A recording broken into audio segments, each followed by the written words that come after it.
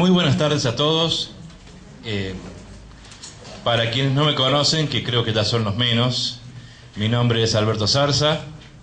Yo he tenido el gusto de venir varias veces a Catamarca, y cuando digo que es un gusto no es una palabra así de contenido, sino que realmente es así. Quiero venir mucho más de lo que me invitan. Así que cada oportunidad que tengo, que me dan esta chance de tener acá cautivo un grupo de gente que me tiene que escuchar sin interrumpir, me parece una gran posibilidad. Esto lo digo en tono de broma porque en realidad yo tengo una presentación de PowerPoint, tiene 30 diapositivas, debe durar 35 minutos. El resto lo tenemos que llenar todos. No van a creer que lo voy a hacer yo solo, porque no va a ser así. La idea es justamente que todos participen, que todos intervengan, sobre todo en un tema que tiene muchos aspectos de derecho procesal, aplicando un código que no es el que yo manejo habitualmente, porque el Código de Córdoba es bastante distinto, sobre todo en la materia del recurso de apelación. Con lo cual, las cosas que yo les diga son todas para poner en tela de juicio, son todas para cuestionar, son todas para decirme: usted es un burro, y se retira inmediatamente. La cosa no es así, es distinto. Entonces, de esa manera creo que aprendemos todos. Siempre digo que para mí es un éxito la charla cuando ustedes se van con más dudas de las que vinieron, porque eso quiere decir que hemos abierto el panorama, que hemos dado motivos para reflexionar, para pensar, para enfocar las cuestiones de otro aspecto. Y eso me parece que es fundamental en la materia que nos toca, que es tan dinámica. El derecho se caracteriza por no ser estático, no es matemática, 1 y 1 no es 2 siempre. Alguno me dirá, debería ser. Sí, probablemente, pero la realidad es que no es. Y no ser una ciencia exacta, no ser tan previsible, hace que nos obligue a estar permanentemente releyendo, repensando, adecuando paradigmas que creíamos inamovibles a las circunstancias concretas que se nos presentan, que no son todas iguales, que requieren una solución especial, aunque sea aplicando un régimen general.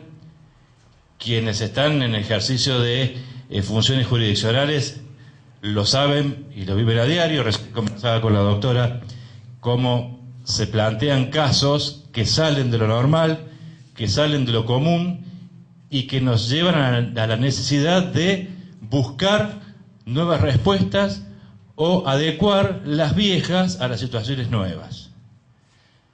Estuvimos el año pasado hablando del proyecto de reforma del Código Civil, un proyecto que ha quedado como estancado, que no se sabe si va a salir o no va a salir, que pareciera que depende la aprobación o no de circunstancias que no tienen nada que ver con lo jurídico. No se trata de si el código es bueno o es malo, sino que aparentemente habría otros intereses en juego. Pero más allá de eso, y más allá de las bondades o no que tenga el Código Civil, lo cierto es que nosotros tenemos un Código Civil que tiene 150 años de edad, que cuando se sancionó no existía el automotor, no existían los medios de comunicación que tenemos ahora, no existía la computadora, no existía Internet. La realidad ha variado notablemente y tenemos que darle respuesta aplicando una ley que fue hecha para otra época. Y sin embargo se sigue aplicando, y se sigue aplicando bien, y solucionan las cosas. Es decir, no es que haya que tirarlo a la basura. Pero esto es una muestra de cómo, a pesar de los avances, a pesar de los cambios, hay cosas que siguen estando vigentes y que hay que tratar de adecuarlo a la realidad que hoy vivimos. Y entrando en tema, el recurso de apelación no escapa a estas consideraciones, porque en realidad yo podría venir a recitarles los artículos del Código de Procedimiento, darle una suerte de dinámica ordenada, de decir cómo se apela, cuál es el trámite en primera instancia o en la Cámara, cómo se concede el recurso, y a lo mejor eso técnicamente estaría correcto, pero no le suma nada. En realidad mi idea es tratar de ver cuáles son los problemas que hoy se plantean en función de esta normativa tan particular que tenemos, que es el recurso de apelación. Y para ello tendríamos que empezar diciendo, bueno, ¿y qué es el recurso de apelación? ¿Qué es un recurso? ¿Qué es una impugnación? El sistema democrático, el sistema de división de poderes, nos plantea de arranque la necesidad de control de un poder respecto del otro, de control de los estamentos jerárquicos dentro de cada poder, de discusión, de debate. Las leyes se sancionan luego de intervención de 2 cámaras o una, de acuerdo al régimen constitucional que se tenga, pero hay un debate y discusión, hay una votación, como resultado de la cual se sanciona o no una ley. En el Poder Ejecutivo hay un estamento jerárquico, hay ministerios, hay secretarías, está el gobernador, hay una suerte de camino para recorrer cuando necesitamos alguna respuesta y la que obtenemos no es la que nos satisface. En el Poder Judicial pasa exactamente lo mismo. Los jueces, aunque no lo crean, son seres humanos. Y como seres humanos son falibles. Y como son falibles, es necesario que el propio sistema establezca alguna suerte de posibilidad de control o de corrección de aquello que está errado. Y por eso es que los sistemas procesales plantean la vigencia y la existencia de lo que se conoce como la vía recursiva. Tanto el recurso de reposición, por medio del cual se trata de que aquella persona que dictó una resolución la corrija él mismo, como el recurso de apelación, que lleva el problema a una instancia superior en grado de jerarquía nada más, no superior en cuestiones personales, que además normalmente por tratarse de un cuerpo colegiado asegura una mayor discusión, un mayor análisis, porque ya no es la opinión de uno, sino la opinión de 3, y esto pretende hacer a la salud del sistema, es decir, a que se puedan corregir, a que el propio organismo que resuelve un caso autorreferencialmente lo corrija, lo modifique, lo mejore si hace falta. Si no hace falta, obviamente que no. El recurso de apelación es el más común y el más usado de los recursos ordinarios.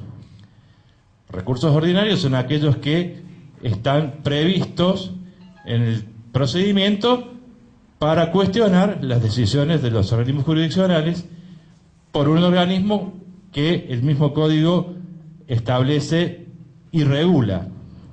Los recursos extraordinarios son aquellos que están puestos de manera más acotada, no para errores de hecho, generalmente, sino para errores de lógica o errónea aplicación de la ley, o eventualmente la arbitrariedad tan usada por la Corte para abrir o no recursos extraordinarios.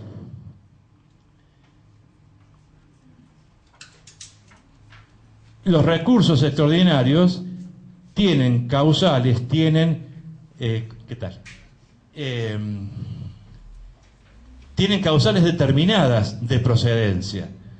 No se ocurre ante una Corte o un superior tribunal o la Corte Suprema por cualquier causal, sino por aquellas causales que están taxativamente enumeradas por la ley. En cambio, el recurso de apelación no tiene en principio ninguna causalidad determinada. Ya vamos a ver que el único requisito que exige para la procedencia del recurso es la existencia de un agravio, y de esto también vamos a hablar un poco más en profundidad.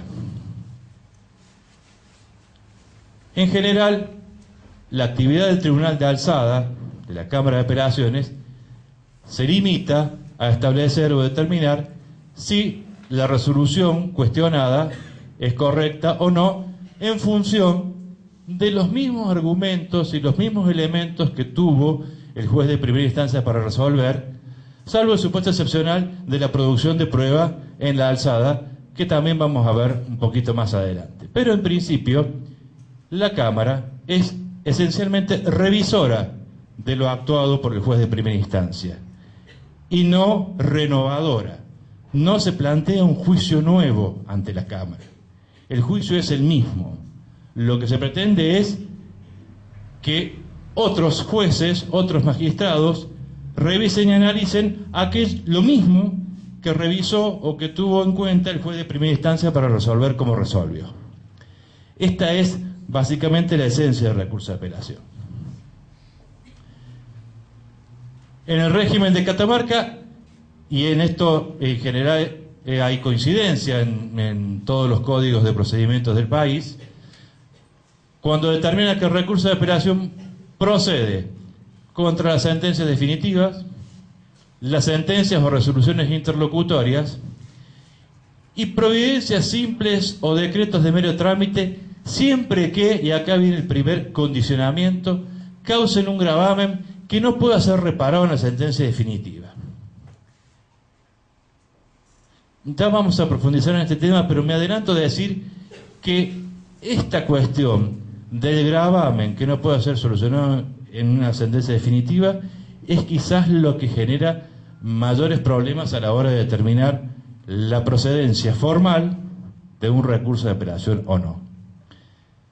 Puede ocurrir que un decreto, una resolución, una providencia simple esté equivocada, pero si ese error no ocasiona o no es susceptible de ocasionar un perjuicio tal, un gravamen tal, que no puede ser solucionado después, es el único supuesto en el cual procede la apelación. Si no, aunque sea errónea, el sistema prefiere o le da preferencia a la celeridad por sobre la corrección. Con lo cual, en principio, veda la procedencia del recurso de apelación en aquellas providencias simples si no tienen este requisito del gravamen. Para hablar del gravamen tenemos un rato largo.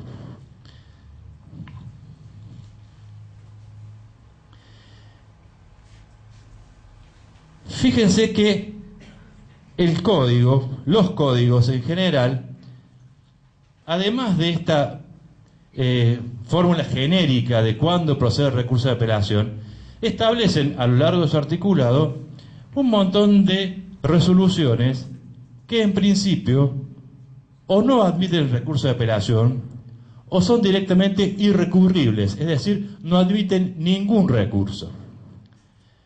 Desde ya aclaro que esta enumeración es meramente enunciativa, no pretende agotar, se me puede haber escapado alguna en la revisión del código, pero como para tener un marco de referencia, tenemos a lo largo del artículo del código un montón de resoluciones o de providencias que no admiten recurso alguno frente a su dictado. Y cuando el código dice que no admite recurso alguno, y yo arranqué diciendo que el propio sistema asegura una suerte de revisión de todo, de que todo es revisable, de que se pretende que se dé una respuesta acabada a cada planteo que se haga y que este planteo sea satisfactorio para aquel que lo hizo, parecería medio contradictorio hablar por un lado de la necesidad de revisión y por otro lado de providencias que son irrecurribles. Y esto nos lleva a plantearnos si realmente la doble instancia, la segunda instancia, es considerada por el sistema como un requisito sine qua non para considerar que es un procedimiento adecuado o no. En otras palabras, la existencia de una doble instancia hace a la esencia del sistema o puede ser obviada? ¿Es necesario que exista una segunda instancia? Una pregunta que ha llevado bastantes años de discusión y que hasta el día de hoy esa discusión no se ha agotado. ¿Por qué? Hasta el año 94, hasta la modificación de la Constitución Nacional, la Corte había sostenido reiteradas veces que la doble instancia no era una garantía constitucional, que la Constitución, al establecer que las provincias, mejor dicho, las provincias al reservarse para sí el derecho de dictar sus códigos de procedimiento, estaba básicamente ejerciendo un derecho a regular el procedimiento de la manera que le parezca más conveniente y no tenía ninguna limitación en ese sentido, salvo el respeto al sistema republicano, el artículo 5 de la Constitución. Con lo cual, no había ninguna exigencia de tipo constitucional que obligara a la existencia de una doble instancia o de una instancia revisora superior. Con la reforma del año 94, ustedes saben, se incorporaron los tratados internacionales con fuerza, con rango supraconstitucional.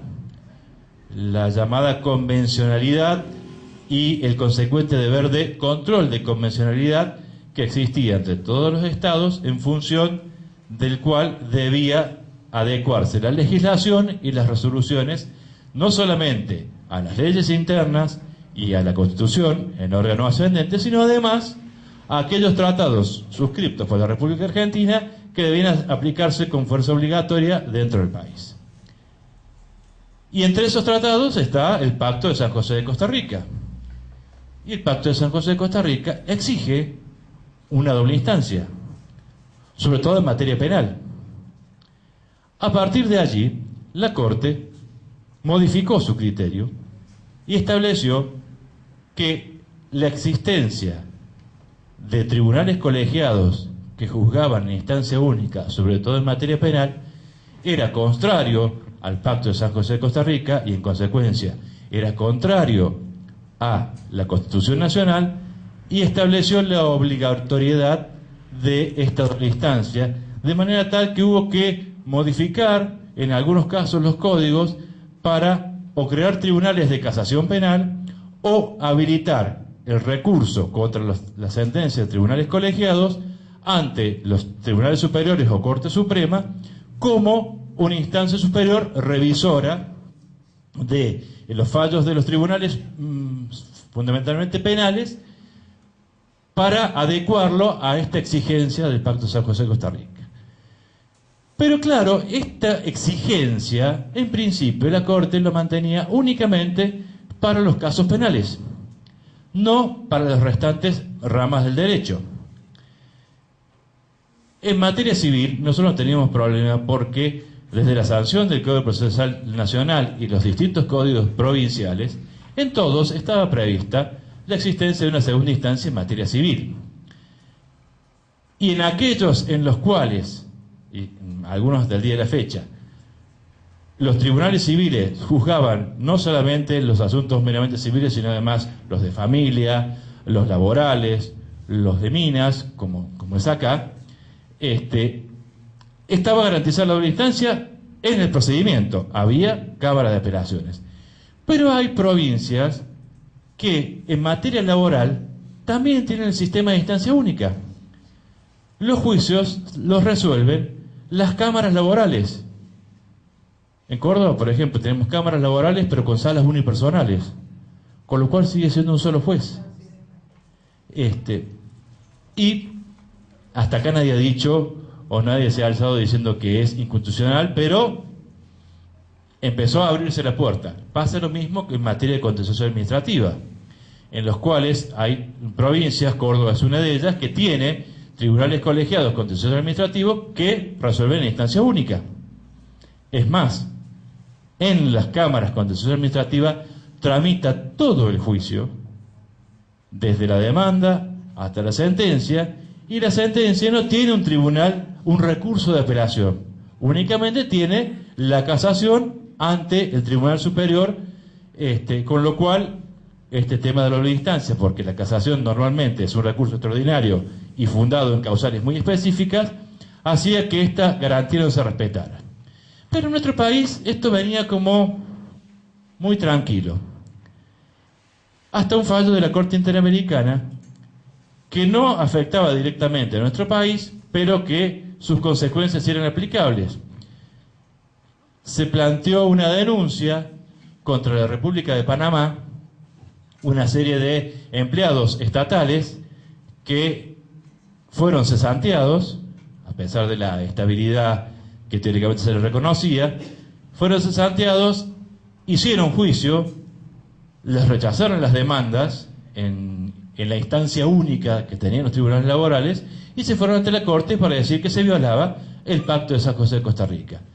Y salió una recomendación del Tribunal Internacional estableciendo que efectivamente, aunque fuera materia laboral, y lo mismo era aplicable a la materia civil o a la contenciosa administrativa, la garantía de la doble instancia hacía la esencia del sistema republicano y era obligación de los Estados partes respetarlo. Con lo cual, insisto, aquí en Catamarca ese problema no lo tienen porque las cámaras de apelaciones tienen competencia en todas las materias. No contencioso, que es única, porque es el Tribunal Superior, solamente la Corte. Es decir, y justamente se trata de la materia de contenciosa administrativa, que es la que más vincula al ciudadano con el poder público. Con lo cual, volvemos a caer en este problema de la necesidad de la doble instancia o no. Insisto, en lo que hace a la materia civil, afortunadamente, desde el arranque y aún antes de la existencia de estos pactos, esta garantía estaba y está, pero nos encontramos con resoluciones irrecurribles. Y cuando dice recurribles, no dice salvo que ocasionen un gravamen irreparable. Son irrecurribles.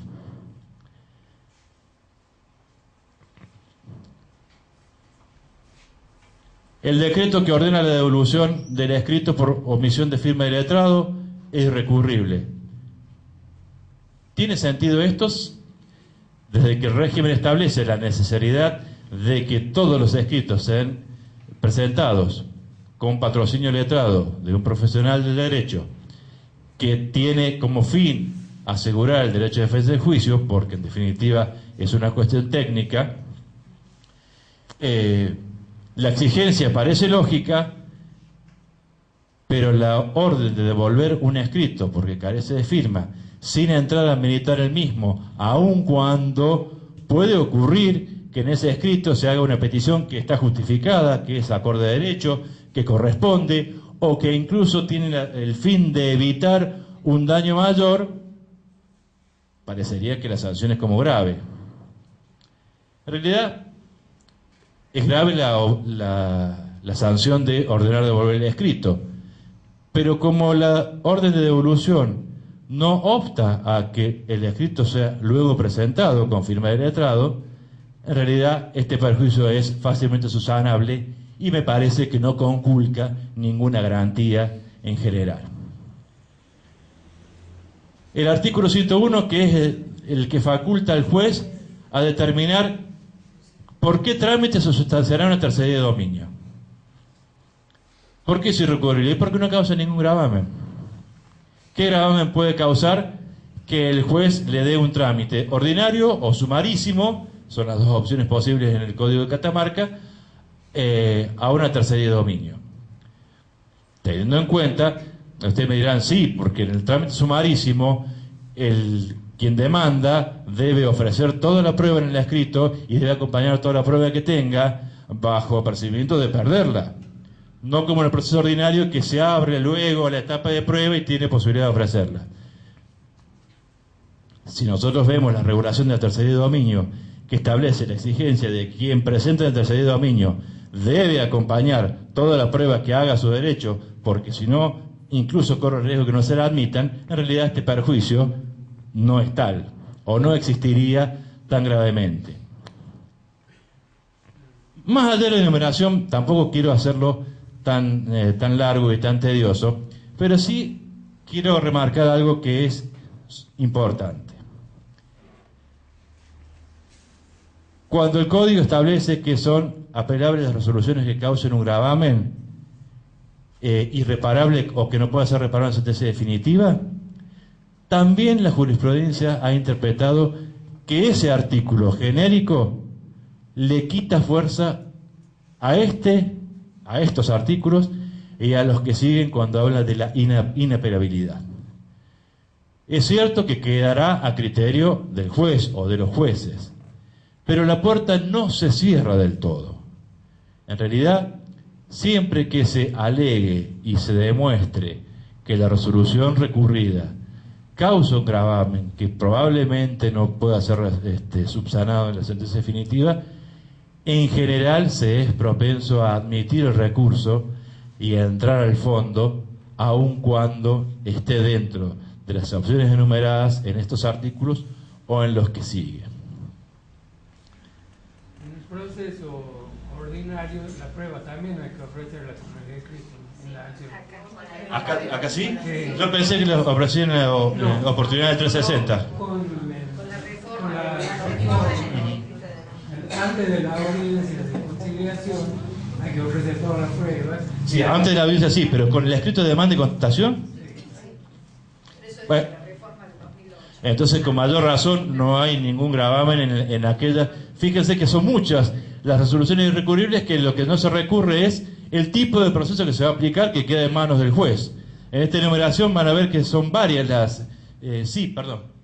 ¿Usted me podría dar un ejemplo de una providencia simple que causa un gravamen irreparable? Que no puede ser subsanada. Por ejemplo, la providencia que tiene por presentado fuera de término el escrito de contestación de demanda o de oposición de excepciones. Lo deja sin respuesta, sobre todo sin oponer excepciones, porque lo tuvo por presentado fuera de término, y en realidad, si está presentado dentro del término, no es lo mismo la situación de que contesta la demanda de aquel que no la contesta, y más aún de aquel que opone excepciones, que si las tiene, que aquel que se queda sin el derecho a hacerlos. Es un ejemplo, digamos, de ellos. Pero hay muchas. Si me presento, a ver, nosotros por ejemplo en Córdoba tenemos la obligación de que de todo escrito del cual deba correrse traslado debe acompañarse las copias pertinentes. Y esta obligación no tiene prácticamente excepciones. Acá en Catamarca está la posibilidad de dejar las copias en secretaría y no acompañar copias a la cédula. ¿Qué pasa si a quien está corriendo un plazo para contestar un traslado necesita ver las copias y no puede acceder a ellas por la razón que sea? ¿Qué alternativa tiene? Pedir la suspensión de los términos que le están corriendo. Si le dicen que no, ¿no le causará un gravamen irreparable? Yo creo que sí. Y ni hablar, en esto sí les pido que ustedes me orienten más, porque los códigos de procedimientos normalmente tienen como muy bien determinado cuáles son las providencias o resoluciones simples, decretos simples que pueden firmar el secretario o en algunos casos el prosecretario. Pero por lo menos en Córdoba la realidad es que el secretario se ha convertido en el juez del procedimiento. Prácticamente firma, no digo todo, pero mucho. En Córdoba no hay la posibilidad de plantear recurso de reposición ante el juez para que ratifique o no lo que firma el secretario. En Catamarca entiendo que sí, es el artículo 38. El tema es que la resolución que dicte el juez, ya sea confirmatoria o modificatoria, de ese decreto firmado por el secretario también es irrecurrible. ¿O es inapelable? Me parece que es inapelable. No sé si es recurrible, pero es inapelable. Y si a mí me causa agravio, no que lo firme el secretario, me causa agravio lo que resolvió el secretario. Si el juez lo ratifica, no tengo opción yo de recurrirlo, de ir en apelación contra ese decreto que me causa un gravamen irreparable y que el gravamen no es que lo haya firmado el secretario. El gravamen es lo que resolvió. Según el 38, no es apelable. Y no sería un contrasentido decir que la providencia dictada por el secretario, ratificada por el juez, no es apelable, pero la providencia dictada por el juez sí, porque hay una limitación. Son algunas cuestiones que van quedando fuera de la zaranda cuando se van modificando los códigos, y que además la evolución y la necesidad de que agilizar el despacho hace que el secretario o la secretaria sea cada vez más dueño del procedimiento, pero con estas normas que empiezan a alejarse un poco de la necesidad actual, de la necesidad real. Una de las cosas que nos llevan a pensar un poco, ¿no? Desde el punto de vista práctico, hay muy pocos expedientes que llevan la firma del secretario, pese a la modificación del código, que aún lo autoriza el jefe de despacho a firmar alguna providencia. No suben expediente a la Cámara en la cual el secretario haya firmado una providencia. Sí, las recepciones, todo lo demás, pero es muy poco la intervención del secretario en los expedientes. En Córdoba, en cambio, es cada vez mayor. Por eso lo Sí. escuché a usted, desde el punto de vista práctico nuestro. No, incluso ahora, en Córdoba, hasta el año 99, 98, había 26 juzgados civiles y comerciales en la ciudad de Córdoba, cada uno con 2 secretarías. Frente al atosigamiento que había y la necesidad de creación de nuevos juzgados, lo que se hizo fue duplicar el número de jueces. En vez de haber 26 juzgados, pasó a haber 52, cada uno con una secretaría. Las secretarías se dividieron y cada juzgado tiene una secretaría. Funcionaba, obviamente, un juez, un secretario. Y había un prosecretario que, digamos, que no firmaba. Esto fue en el año 98. Para el año 91-92, por otra cuestión que no tenía nada que ver con lo procesal, sino por una cuestión salarial, a los prosecretarios se los designó, quiero utilizar la palabra exacta que tenían acordada, fungibles con el secretario. Secretario y prosecretario eran fungibles en función, con lo cual esto tenía que ver porque por una cuestión salarial a los secretarios y a los prosecretarios se les extendió el horario hasta las 4 de la tarde. En Córdoba trabajan secretario y prosecretario hasta las 4 de la tarde. Ni el juez ni los empleados trabajan hasta esa hora, solamente ellos, para poder conservar el salario que tenían en ese momento. Entonces, frente a esa recarga de tarea, dijeron, bueno, porque los prosecretarios también son funcionarios. Y tan funcionarios son que reemplazan al secretario y son fungibles. Entonces se le habilitó la firma de prosecretario. Y había uno solo. Hoy, este año, mejor dicho, a partir de octubre del año pasado, cada juzgado civil tiene 3 prosecretarios. Y los 3 tienen firma. Los 3 pueden firmar providencia, pues son todos fungibles entre sí y con el secretario. O sea que hay 4 personas, más el juez, que puede firmar providencias y que firmen providencias, incluso, a ver, la que ordena correr un traslado, que, bueno, es una providencia de mero trámite, no siempre, porque quien ordena correr un traslado está admitiendo formalmente el escrito de petición, que a lo mejor no era formalmente admisible o no estaba hecho porque estaba habilitado para pedir, lo cual, es decir, genera problemas, agiliza el despacho, sin duda, o por lo menos pretende hacerlo, pero abre el abanico de una manera más que importante. Y además, y esto ya es una cuestión totalmente subjetiva e íntima, normalmente no hay juez que se anime a revocar la providencia del secretario o prosecretario. sobre todo si es secretaria o prosecretaria. No hay juez que se anime. Normalmente hay una tendencia natural de ratificación por aquella vieja enseñanza que tenemos de la cuna, que es el famoso sí querida. Esto pasa hasta dentro de nuestro proceso. Es para evitar la violencia de género. Yo estoy cansado de que me peguen, sí, es cierto. Sí.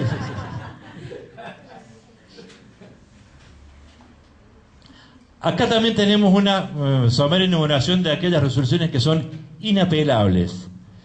Y en esto, me parece que en esto el código es un poco más coherente, porque aquellas resoluciones que se declaran inapelables son aquellas que en realidad no tienen posibilidad de generar un gravamen irreparable y en consecuencia todo es solucionable en este tipo de recursos o de cuestiones planteadas, son solucionables en la sentencia definitiva. La resolución del juez que admite la inhibitoria, la resolución del juez que rechaza la inhibitoria, porque en realidad frente al juez que asume la competencia, a las partes no le causan ningún agravio, salvo que tengan causales de recusación que se canalizan por la otra vía, por la vía de recusación, no por la vía. Y si el juez no la admite, o si tenemos el caso de dos jueces que no quieren admitir la competencia, o, caso más extraño aún, dos jueces que quieran admitir la competencia para resolver un determinado caso, siempre será resuelto por el Tribunal Superior Común, con lo cual no hay ningún gravamen porque el propio sistema lo soluciona. La recusación del secretario se resuelve por el juez también sin recurso alguno. La admisión, el decreto que admite la intervención de un tercero, la resolución que admite la intervención de un tercero, estamos hablando de la intervención voluntaria, que es cuando el tercero viene a querer intervenir o tomar parte en el proceso. La admisión de un hecho nuevo y sin perjuicio del procedimiento que veamos después con el recurso concedido libremente. Los decretos de admisión y de la prueba, la situación de evicción, el decreto que ordena la acumulación de expedientes. Ahí puse el 242, después vamos a hablar un poquito más del último párrafo, el 242, con respecto a la limitación en función del monto. El 282, que dice que no es apelable el decreto que deniega un recurso de apelación, y esto es, en realidad, es cierto que no es apelable, pero este es recurso de queja por apelación denegada, con lo cual es darle otro nombre a un recurso que en definitiva lo que pretende es que la Cámara resuelva si está bien o mal denegado. Pero esta denegatoria de apelación y el recurso de queja también tienen sus particularidades, porque, bueno, los doctores me van a corregir si me equivoco, pero por lo menos en Córdoba, cuando van en queja por apelación denegada, cuando van en recurso directo, normalmente quien recurre se ocupa mucho de justificar la procedencia de su recurso de apelación y no la improcedencia de la denegatoria. Con lo cual, y cosa que también vamos a profundizar, siendo el agravio el objeto de recurso y lo que lo delimita, si no cuestiona las razones que el juez tuvo para denegar la apelación, el recurso de queja está destinado al fracaso. Y hay veces, y seguramente les ha pasado, que ustedes ven que el recurso en el fondo por lo menos es atendible, tiene lógica, pareciera que tiene razón, pero la apelación está denegada y en rigor de verdad corresponde también denegar la queja porque no cuestionó adecuadamente los motivos de la denegatoria. Eso genera, la verdad, muchos problemas, mucho dolor de cabeza, sobre todo cuando uno quiere tratar de hacer bien las cosas y se encuentra con que los abogados no lo dejan muchas veces. Y eso también es perjudicial. Fíjense que el 317, me voy a correr de acá, establece expresamente que es inapelable el auto que rechaza un pedido de prevención de instancia. En realidad no es que no sea apelable, porque esa denegatoria podrá ser reeditada en la Cámara al momento de plantearse el recurso contra la sentencia definitiva. Nosotros en Córdoba no tenemos este artículo y ha generado más de un dolor de cabeza por aquello de si es recurrible en función del gravamen irreparable.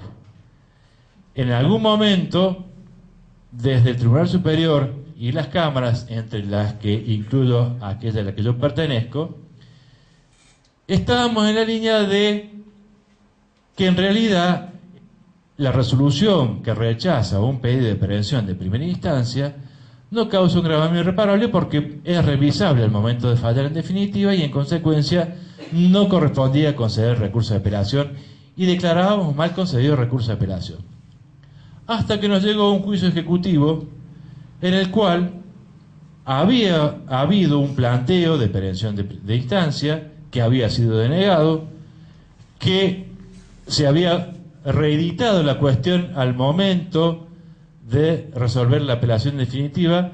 El juez había resuelto las excepciones, había rechazado las excepciones, había mandado a pagar el capital reclamado con sus intereses, y llega a la Cámara y cuando empezamos a analizar primero, como corresponde, el agravio referido a la prevención de instancia, nos encontramos con que estaba perimida la instancia y hubo que declarar primera instancia. ¿Y qué pasa entonces si en la sentencia definitiva de Cámara que resuelve el recurso de apelación yo estoy admitiendo aquel pedido de prevención de instancia que es anterior a la sentencia de primera instancia y voy a tener que tratar igual los agravios y voy a tener que resolver el fondo, porque si no voy a dejar viva una sentencia que en realidad en el mismo acto estoy diciendo que era una instancia ya perimida? Y esto parece medio esquizofrénico. Y en rigor de verdad capaz que lo somos. Pero tampoco para ponerlo por escrito. Hay que tratar de ser un poco más coherente. Y eso nos hizo cambiar la idea de decir, bueno, en realidad es un gravamen que puede ser resuelto o puede ser solucionado en la sentencia definitiva, pero que ocasiona un desgaste jurisdiccional o puede ocasionar un desgaste jurisdiccional absolutamente necesario, con lo cual es mucho más saludable tratar y dejar que lleguen a apelación a la Cámara y que la Cámara resuelva si es procedente o no la prevención de instancia, porque en definitiva hace la subsistencia del proceso como tal y a lo mejor puede significar para el tribunal menos trabajo y para las partes una solución a un problema que mientras dure el proceso sigue vigente. Con lo cual, por eso quería hacer esta pequeña salvedad con respecto al rechazo del incidente de prevención.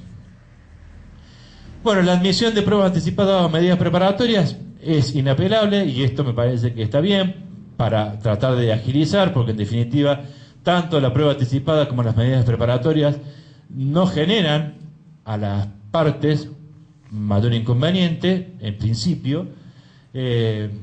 También la admisión de derecho nuevo. Bueno, la inapelabilidad de las resoluciones dictadas en el trámite del proceso sumarísimo, que son, en realidad no es que sean inapelables, sino que las apelaciones se conceden con efecto diferido porque son reeditables en Cámara. Las medidas de seguridad que se ordenan en los supuestos de los interdictos de daño temido. El juicio arbitral con renuncia. Las partes en el compromiso arbitral pueden, y de hecho muchas veces se hacen, renunciar anticipadamente al derecho a recurrir. Y en ese supuesto, el 168 inciso quinto expresamente dice, bueno, si las partes pactaron eso, es inapelable la sentencia. Y esta nos lleva a la pregunta, ¿es válida la renuncia anticipada al derecho a recurrir? ¿Se puede admitir que antes incluso de existir un proceso, las partes, en su negociación particular, renuncien a este derecho? Y volvemos. ¿Es un derecho constitucional el acceso a la doble instancia? Esa pregunta para que contesten ustedes. Yo después les tiro.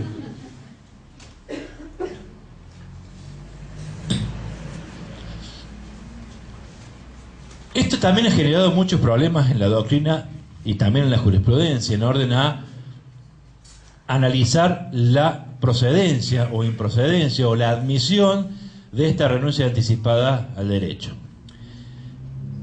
Y se conjugan distintos principios que tienen que ver con esto. El derecho de propiedad, ¿tiene reconocimiento constitucional? Sí, sin duda. ¿Qué nos acuerda el derecho de propiedad? La posibilidad de disponer de nuestra propiedad como nos plazca, mientras no afectemos la moral, la buena costumbre, el orden público.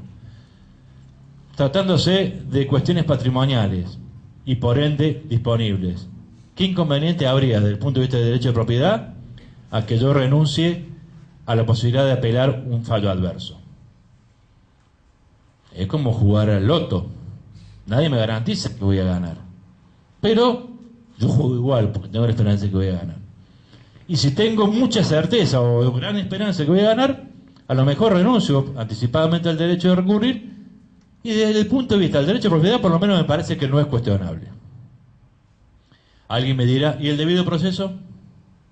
¿También tiene rango constitucional? Sí, pero usted no está renunciando al proceso. Está renunciando a recurrir. No está renunciando a juicio justo. Si yo renuncio al derecho a recusar sin causa, ¿qué diferencia hay? Si yo no puedo recusar al juez que no me gusta por lo que sea, renuncio a ese derecho, ¿por qué no puedo renunciar a la Cámara? Ya se presenta como dudoso. Ahora, si en el convenio renuncia solamente una de las partes y la otra no, ¿estará bien? ¿O no será necesario que decir, bueno, se puede renunciar anticipadamente en la medida de que lo hagan los dos? Porque si no hay una desigualdad, estamos violando el principio de igualdad. Esto ya es otra cosa, esto ya tiene otro color. Pero ¿y si renuncian los dos? ¿Lo pueden hacer? No parecería haber ningún inconveniente. ¿Y dónde estaría el único inconveniente entonces en la posibilidad de renunciar al derecho a apelar? Y en los contratos de adhesión, básicamente. En aquellos en los cuales las partes no tienen posibilidad de negociar libremente las cláusulas del contrato, sino que vienen predispuestas por una de las partes, y en ese caso yo sería más propenso a no admitirlo. Si se trata de una relación de consumo, no hay ningún problema porque la propia ley de defensa del consumidor las tilda o las presume de abusivas y en consecuencia anulables. Pero si no es un contrato de consumo, si un contrato entre comerciantes, habría que probar que se trata de un contrato de adhesión y que yo no tuve posibilidad de negociar. Y en realidad acá se nos da vuelta un poco la cosa, porque si yo, que soy el beneficiado en este caso con una cláusula, lo pactamos, lo negociamos libremente, en general de las negociaciones previas, sobre todo en cuestiones de tráfico diario, no digo en los grandes negocios de empresas, donde queda constancia de todo, pero constancia de la negociación muchas veces no queda. Es lo que hablamos, nos sentamos un día, 2, 3, lo que sea, lo conversamos, fuimos redactando las cláusulas, llegamos a esa, nos pusimos de acuerdo y sentamos. ¿Cómo demuestro yo que esto no fue un contrato de adhesión, sino que lo negociamos libremente? Si tengo los mails que intercambiamos, bueno, por ahí. Pero si no, es como muy difícil.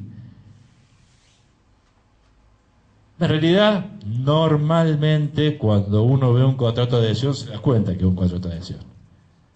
Por la forma en que viene armado y estructurado, normalmente porque además tiene algunas cláusulas que siempre están más en beneficio del predisponente que del otro, entonces hay como una presunción de que es un contrato de adhesión.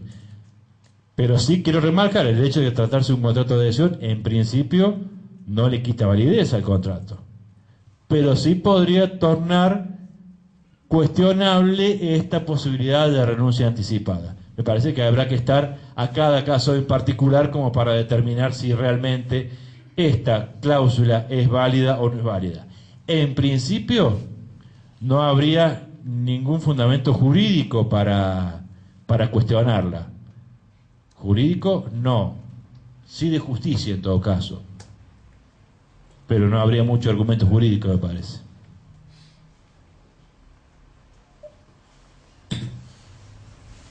Iba a tomar el micrófono, pero menos mal que me di cuenta.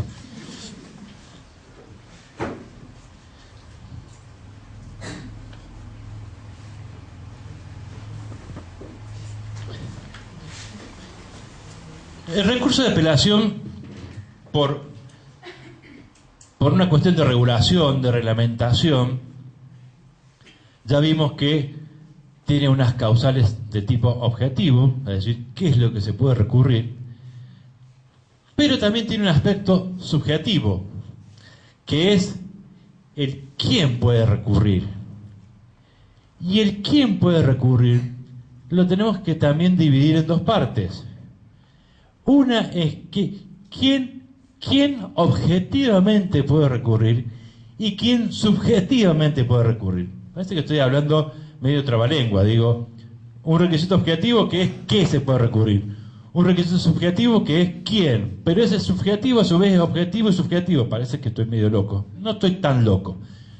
En realidad, cuando hablamos de un requisito objetivo, es en cuanto a quién es aquella parte a la cual la ley le reconoce el derecho de recurrir. ¿Cualquiera puede ir a apelar una resolución judicial?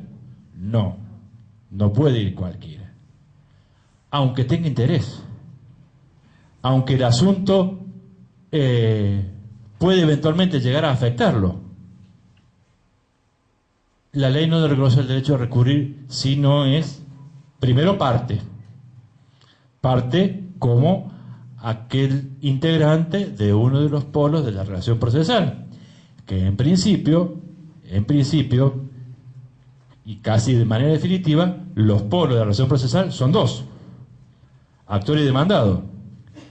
Los terceros que pueden intervenir en el proceso lo pueden hacer adhiriendo a uno de los dos polos, tercero coadyuvante, el litisconsorcio, puede ser actor o puede ser demandado, y en algunos supuestos un tercero interesado a quien la relación en principio no le afecta, pero puede llegar a afectarlo en el futuro de acuerdo a lo que se resuelva. En la medida que haya tenido intervención en el proceso,